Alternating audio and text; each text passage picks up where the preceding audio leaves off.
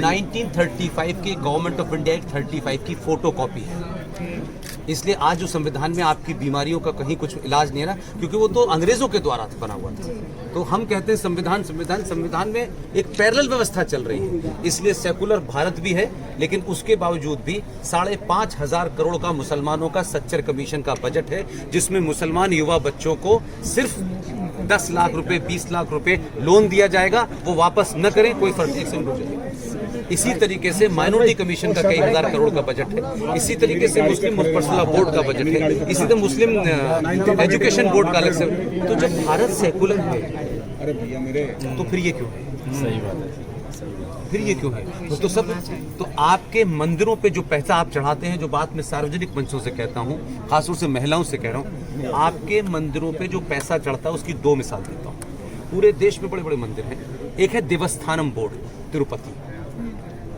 हर साल जितना पैसा चढ़ता है उसमें से 1,300 करोड़ रुपया हर साल सरकार देती है। वैष्णो देवी आप जाते हो, माता पे चादर चढ़ाते हो और सब कुछ चढ़ा के आ जाते हो, वहां से 520 करोड़ रुपया सालाना जाता है।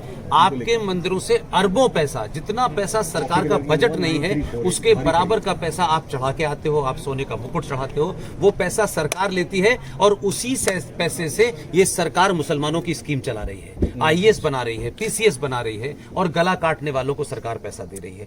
इन मुद्दों को आपके न नेता उठाते हैं ना आपके लोग उठाते हैं कि भाई जब आप चर्च से पैसा नहीं लेते, आप गुरुद्वारे से पैसा नहीं लेते, आप चर्च किसी और मजहब से नहीं लेते, तो भारत के मंदिरों पे तो पैसा मेरी आस्था का पैसा है, इस पर सरकार पैसा कैसे लेती है? फिर दूसरा, सारे सरकार ने जितने भी हिंदुओं के मंदिर हैं उनका नियंत्रण जो है वो सरकारी हो गया है। यानी डिस्ट्रिक्ट मजिस्ट्रेट अगर अब्दुल रहमान है तो आपके मंदिर उसके अंडर में आएगा।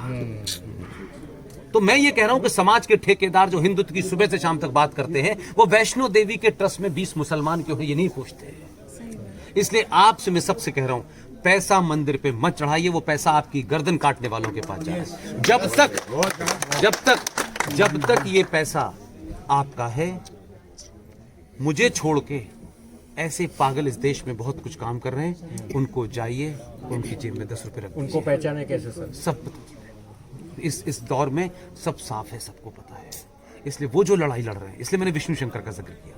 एक साधारण परिवार का लड़का अपने पैसे से फ्लाइट की टिकट लेता है, बनारस में उसके ऊपर हमला होता है, बनारस में फिर हम जाके चीफ सेक्रेटरी से मिलते हैं, उससे सुरक्षा। ये सार्वजनिक मंचों से नहीं कही जा सकती। हमको पैसा कोई आया उनके साथ 2,000 रुपये ले लीजिए, हम